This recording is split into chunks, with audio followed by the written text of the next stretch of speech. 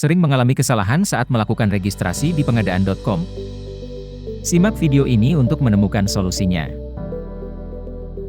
Tidak bisa menginput huruf di pengisian nomor paspor di menu pengurus dan saham. Ubah terlebih dulu kewarganegaraan dari WNA menjadi WNI. Setelahnya, ubah kembali kewarganegaraan dari WNI menjadi WNA. Jika sudah selesai, coba isi kembali nomor paspor Anda. Tidak bisa menginput kode KBLI di menu legal pada kolom bagian izin. Tidak perlu menambahkan data NIB baru. Vendor cukup klik edit atas data NIB yang telah ada, dilanjut untuk penambahan kode atau nomor KBLI yang belum dipilih, KBLI bisa diinput lebih dari satu. Terjadi kesalahan saat menginput data pada menu laporan keuangan? Simak penjelasan pada tata cara pengisian laporan keuangan pada video kami sebelumnya.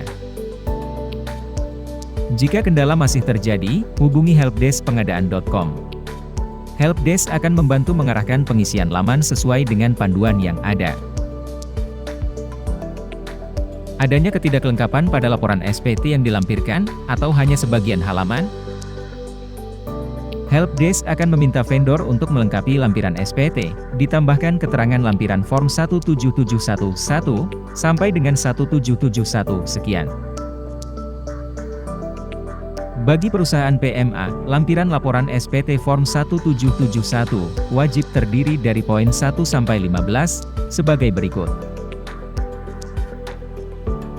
Bagi perusahaan non-PMA, lampiran laporan SPT form 1771, wajib terdiri dari poin 1 sampai 12, sebagai berikut.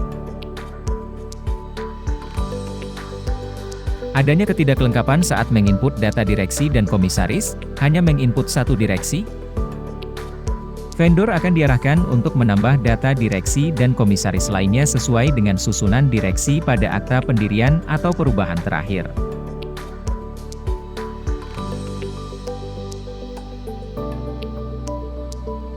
Terjadi kesalahan saat memilih tipe vendor. Kekeliruan pemilihan tipe vendor akan terdeteksi dalam pemeriksaan, dan kami akan memberi catatan agar tipe vendor diperbaiki.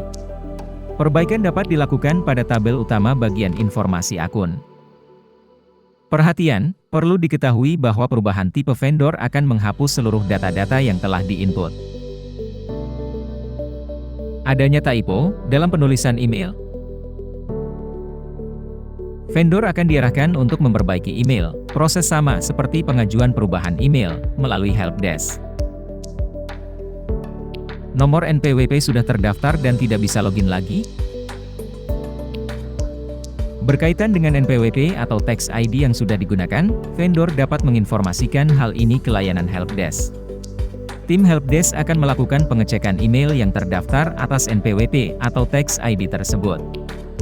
Vendor dapat melanjutkan dengan email yang sudah terdaftar, atau mengajukan perubahan email.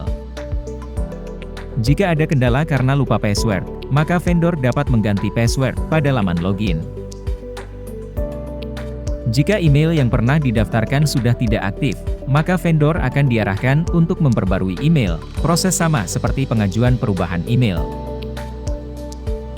Email sudah terdaftar, namun tetap tidak bisa login.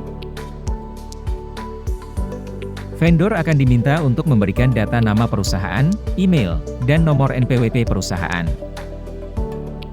Helpdesk akan mengecek apakah data sudah ada di sistem.